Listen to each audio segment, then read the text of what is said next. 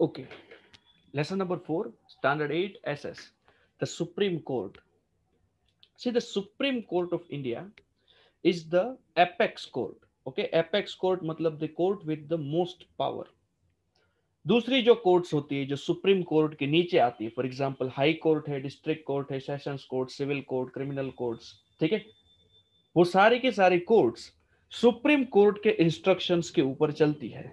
Supreme court ने जो भी रूल्स एंड रेगुलेशंस तय किए हैं उनके ऊपर निचली कोर्ट्स को चलना पड़ता है, ठीक है।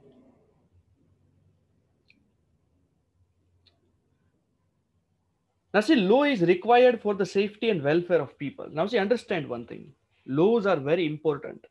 Why are laws important? For the safety and welfare of people.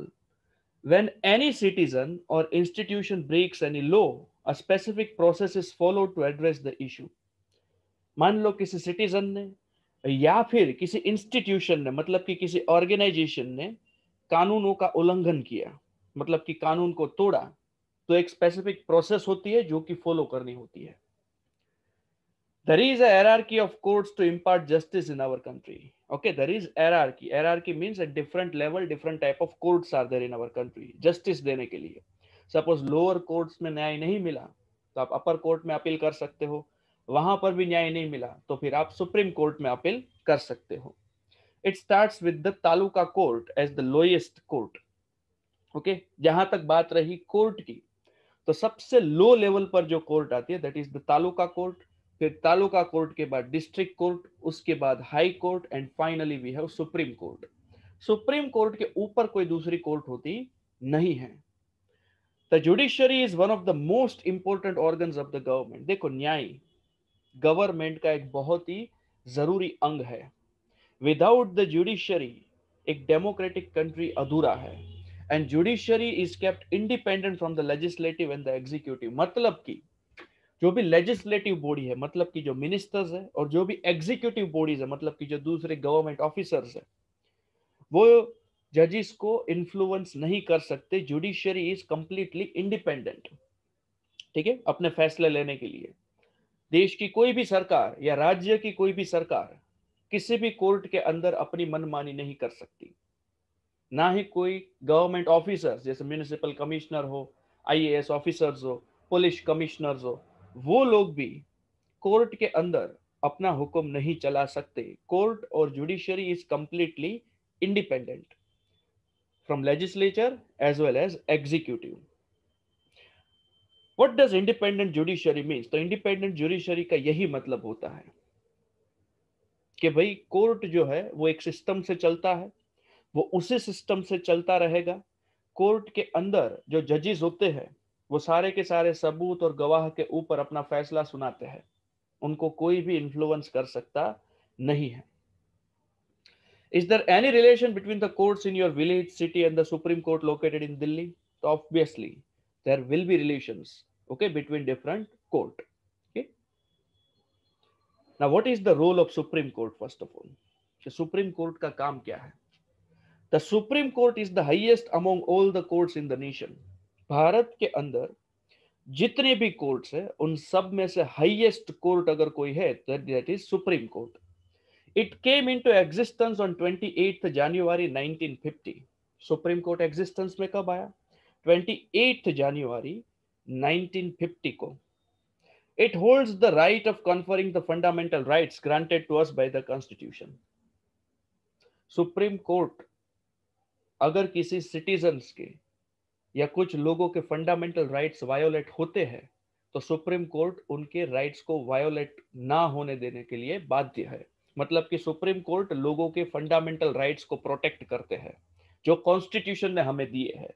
हम जिस फंडामेंटल राइट्स की बात करते हैं, फ्रीडम ऑफ स्पीच है, freedom of religion, freedom of culture, this and that, what ever, ठीक है।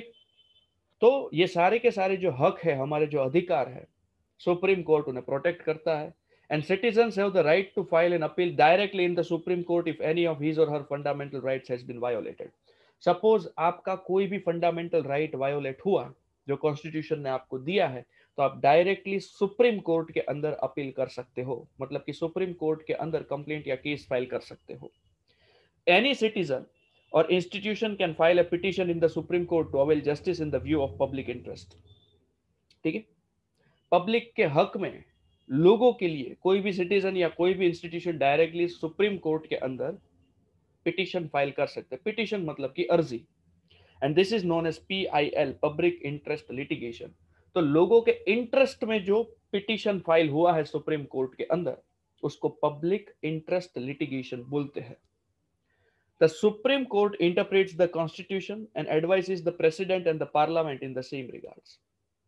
सुप्रीम कोर्ट जो है वो कॉन्स्टिट्यूशन को इंटरप्रेट करता है, मतलब कि कॉन्स्टिट्यूशन में क्या दिया गया है वो सारी की सारी चीजें सुप्रीम कोर्ट इंटरप्रेट करता है, और वो प्रेसिडेंट को और पार्लियामेंट को एडवाइस करते हैं वही रिगार्ड्स में।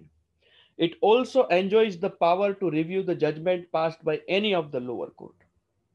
और कोई भी लोअर कोर्ट ने अगर कोई जजमेंट पास किया तो वो उसको रिव्यू भी करता है। अगर सुप्रीम कोर्ट को ऐसा लगता है कि जो जजमेंट लोअर कोर्ट ने पास किया है वो उसकी ऑथोरिटी के बाहर का जजमेंट उन्होंने पास किया है, तो वो लोअर कोर्ट के जजमेंट को बदलने की ताकत रखते हैं। The supreme court solves disputes between citizens and the government. और सुप्रीम कोर्ट जो है वो सिटीजंस और गवर्नमेंट के बीच का डिस्प्यूट सॉर्ट आउट कर सकते हैं। Between states and between the centre and state, मान लो दो स्टेट के बीच में कोई लोचा हो गया तो भी सुप्रीम कोर्ट उसको सॉर्ट आउट कर सकते हैं। और सेंट्रल गवर्नमेंट और स्टेट गवर्नमेंट के बीच में कोई प्रॉब्लम हो गई तो भी सुप्रीम कोर्ट उनको सॉर्ट आउट कर सकता है। ठीक है।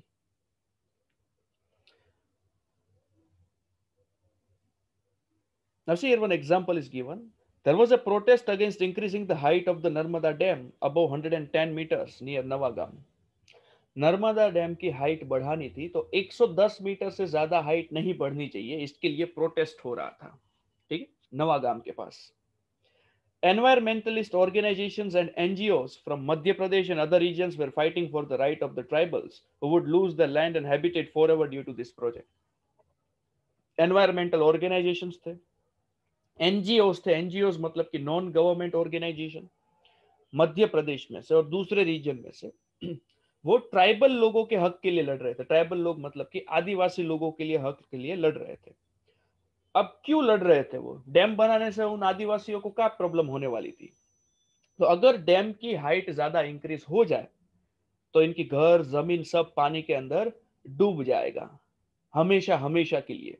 तो वो तो अपने घर और जमीन खो देंगे, तो उन लोगों का विचारों का क्या होगा? इसीलिए ये लोग डैम की हाइट बढ़ाने का विरोध कर रहे थे।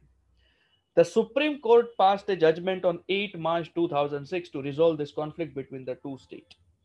और सुप्रीम कोर्ट ने 8 मार्च 2006 को जजमेंट पास किया, ये दो स्टेट्स के बीच में जो भी जजमेंट है उसका। It stated that in accordance with the rising population, it was necessary to carry out this project.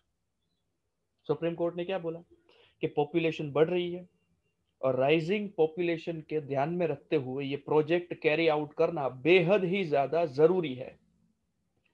There was a possibility of a positive development in the environment and benefits to all the living beings due to the Sardar Sarovar योजना। और chances ये भी है कि भाई environment को भी काफी फायदा होगा और जो लिविंग बींग्स है उनको भी काफी बेनिफिट होगा सरदार सरोवर योजना के तहत। नो डाउट नुकसान जरूर होगा, बट नुकसान से ज्यादा सुप्रीम कोर्ट ने इसके बाद में होने वाले फायदे को देखा कि भाई इसमें बाद में ढेर सारा फायदा भी होगा। The arid areas of Rajasthan, Gujarat and Madhya Pradesh would get water. क्या फायदा होगा? तो जो एरिड रीजन है जहां पर बारिश बहुत ही कम होती है, राजस्थान के, गुजरात के और मध्य प्रदेश के कुछ हिस्सों में, वहां पर उन लोगों को पानी मिलेगा। And the expansion of desert could be kept under control. Desert के एक्सपांशन को कंट्रोल में रखा जा सकता है। Proper rehabilitation of the tribals affected by this project should be given the top priority। Supreme court ने यह भी आदेश दिया कि जिन ट्राइबल्स को ये डैम बनने के कारण या डैम की हाइट बढ़ने के कारण प्रॉब्लम हो रही है, उनका प्रॉपर रिहेबिलिटेशन होना चाहिए। उनको अलग से घर, अलग से जमीन खेतीबाड़ी करने के लिए गवर्नमेंट को अलॉट करनी पड़ेगी। And hence there fundamental rights could be protected, ताकि उन लोगों के भी जो फंडामेंटल राइट्स है उसको प्रोटेक्ट किया जा सके। तो सुप्रीम कोर्ट ने जो फैसला सुनाया वो उन लोगों को भी मानना था और गवर्नमेंट को भी मानना पड़ा, दोनों के बीच में बैलेंस कैरी आउट हुआ। ठीक है, तब जाके सरदार सरोवर की हाइट बढ़ी। ठीक।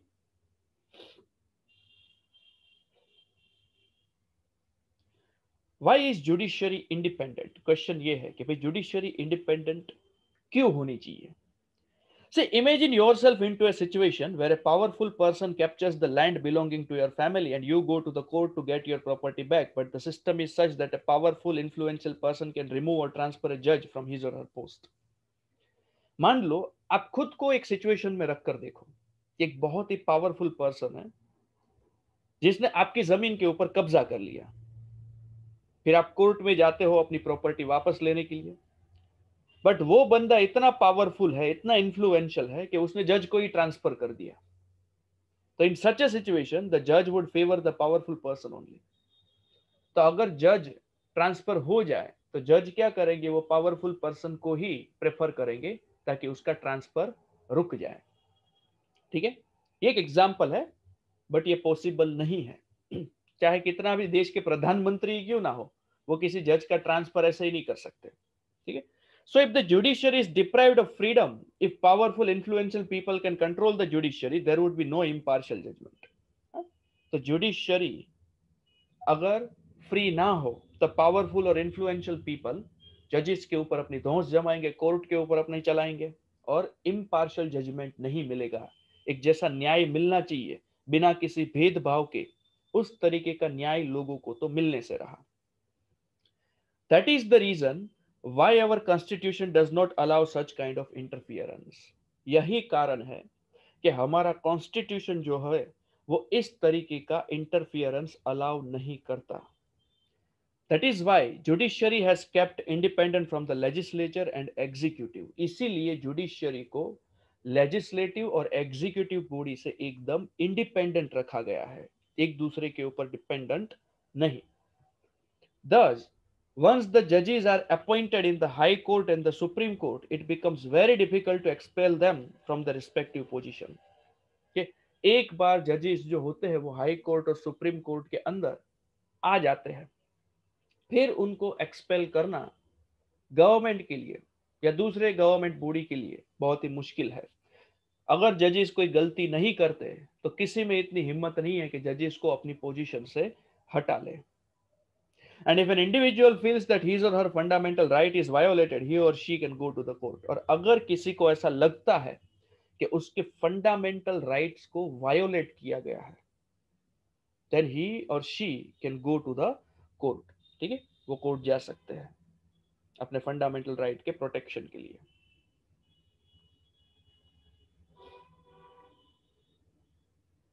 Are the courts at various levels connected with one another?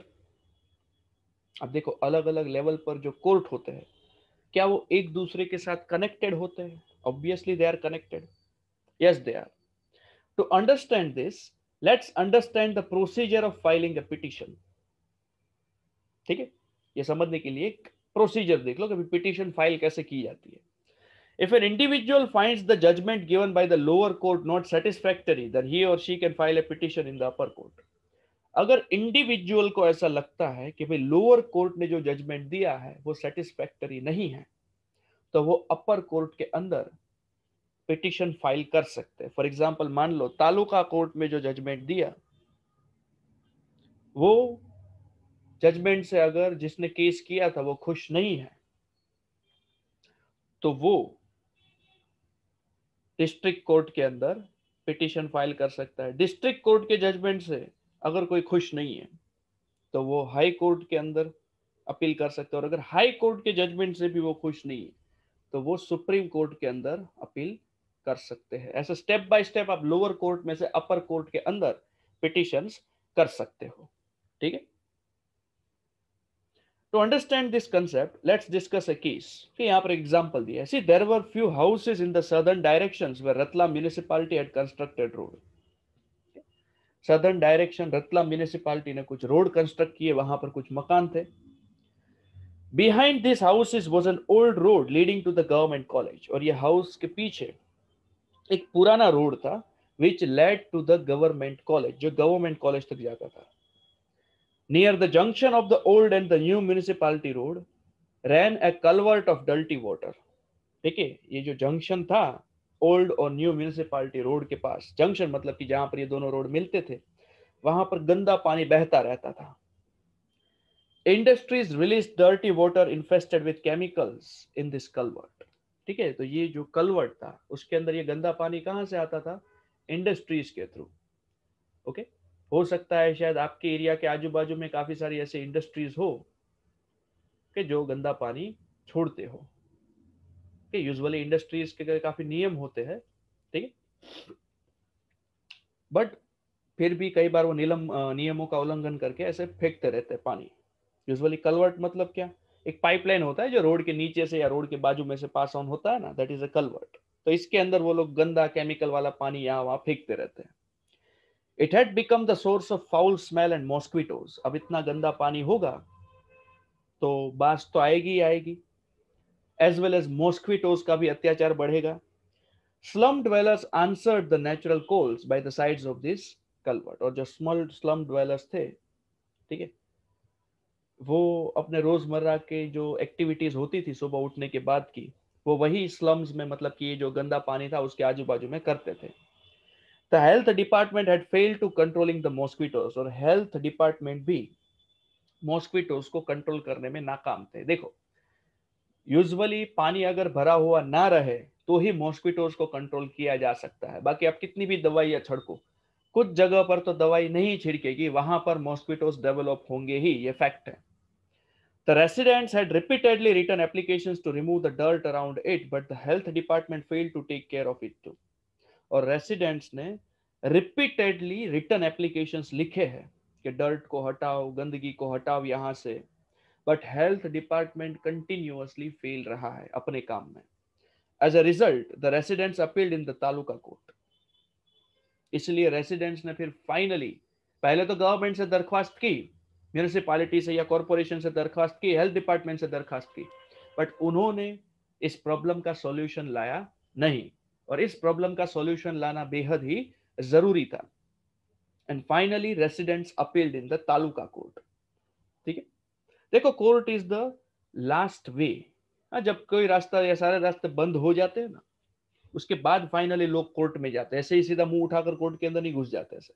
ठीक है, the magistrate gave the verdict in the favour of the resident. और जो केस चला उसमें मैजिस्ट्रेट ने रेसिडेंट्स के फेवर में वर्डिक्ट दिया। वर्डिक्ट मतलब कि फैसला सुनाया। अब ये तालुका कोर्ट का वर्डिक्ट क्या था? Municipality and town improvement trust have failed in the duty of maintaining cleanliness. कि भाई म्युनिसिपैलिटी और टाउन इंप्रूवमेंट ट्रस्ट ये दोनों अपने अपने काम में फेल हो चुके हैं। इनका काम होता है शहर के अंदर क्लीनलीनेस मेंटेन करना, जो कि ये लोग नहीं कर पाए हैं। Both the institutions are ordered to cleanse the place with immediate effect. तो ये दोनों के दोनों इंस्टीट्यूशंस को ऑर्डर दिया जाता है कि इस जगह को क्लीन किया जाए with immediate effect. Immediately in दोनों जगह को क्लीन किया जाए। Within 15 days, the work of a closed drainage should be completed. और 15 दिनों के अंदर अंदर ये क्लोज्ड ड्रेनेज का जो वर्क है, इट मस्ट बी कंप्लीटेड। ठीक है, the municipality challenge this verdicts in Ratlam district court. तो म्यूनिसिपैलिटी ने क्या किया? रतलाम के डिस्ट्रिक्ट कोर्ट में इस वर्डिक्ट को चैलेंज किया। मतलब कि जो फैसला तालुका कोर्ट ने दिया वो म्यूनिसिपैलिटी को पसंद आया नहीं, तो उन्होंने डिस्ट्रिक्ट कोर्ट के अंदर इसको चैलेंज किया। ठीक है, judgment by district court. The judgment of the taluka court is declared to be unfair. कि डिस्ट्रिक्ट कोर्ट ने क्या जजमेंट दिया कि भाई तालुका कोर्ट का जो जजमेंट है वो अनफेयर है, तालुका कोर्ट को ऐसा जजमेंट देना चाहिए नहीं था। तो once again the residents challenge the verdict in the high court and the high court sustained the verdict of taluka court but added to the verdict. Okay, और हाई कोर्ट ने तालुका कोर्ट के वर्डिक्ट के साथ ही गए और कुछ चीजें और भी ऐड की हाई कोर्ट ने। ठीक है, कि for a closed drainage system 7 months time is given instead of 15 days। एक क्लोज ड्रेनेज सिस्टम के लिए 7 महीने का टाइम दिया जाता है, 15 दिन में नहीं। 15 दिन में पॉसिबल नहीं है। इसलिए the pit should be filled with soil to stop the water accumulation and mosquitoes breeding. Pits जो है, गड्ढे जो है, उसमें सॉइल भर दिया जाए ताकि पानी वो एक्यूमुलेट ना हो और मॉस्क्विटोज वहां पर ब्रीड ना कर सके। And all work should be completed with in 2 years, और सारा का सारा काम 2 साल के अंदर अंदर खत्म हो जाना चाहिए। पहले तो क्लोज ड्रेनेज सिस्टम के लिए 7 महीने, और ड्रेनेज या पाइपलाइन के बाहर जो गड्ढे हैं उन गड्ढों को भरने के लिए उनको 2 साल का वक्त दिया गया। वंस अगेन हाई कोर्ट का भी जजमेंट आ गया, बट हाई कोर्ट का जजमेंट लोगों की फेवर में आया। तो Ratlam municipality was unhappy with the verdict and so it move to the supreme court.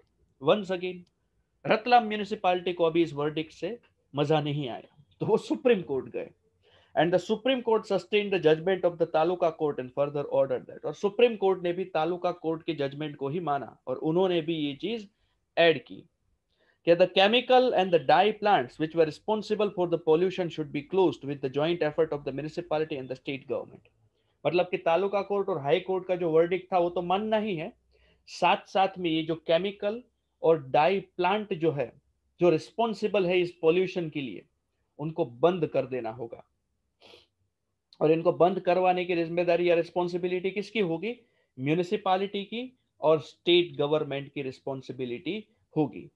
ठीक है, तो फाइनली सुप्रीम कोर्ट के जजमेंट के बाद फिर कोई कहीं नहीं जा सकता, और सुप्रीम कोर्ट का जजमेंट म्यूनिसिपालिटी को मानना ही पड़ेगा। ठीक है, तो ऐसे स्टेप बाय स्टेप अगर सपोज कोई किसी लोअर कोर्ट के जजमेंट से खुश नहीं है तो वो अपर कोर्ट में अपील कर सकते हैं। चलो, ये वाले केस में तो पूरी एक सोसाइटी ने केस किया था। Now the question is, can any citizen appeal in a court? क्या कोर्ट के अंदर कोई भी सिटीजन अपील कर सकता है? So we have learned that any citizen can appeal in a court for the protection of his or her fundamental rights. तो yes, अपने फंडामेंटल राइट्स के प्रोटेक्शन के लिए कोई भी सिटीजन डायरेक्टली किसी भी कोर्ट के अंदर अपील कर सकता है।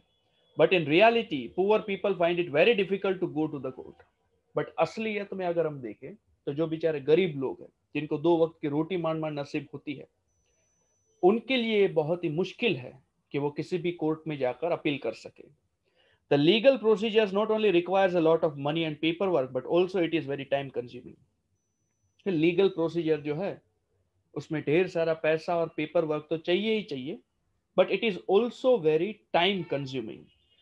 For a poor person who is illiterate and in carrying irregular income, it becomes really tough to go to court and demand justice. ठीक है, एक गरीब इंसान के लिए जो एक इलिटरेट है और रेगुलर इनकम कमाने में काफी प्रॉब्लम हो जाती है, उनके लिए कोर्ट में जाना, फिर वहां पर जस्टिस या न्याय मांगना बहुत ही ज्यादा मुश्किल हो जाता है।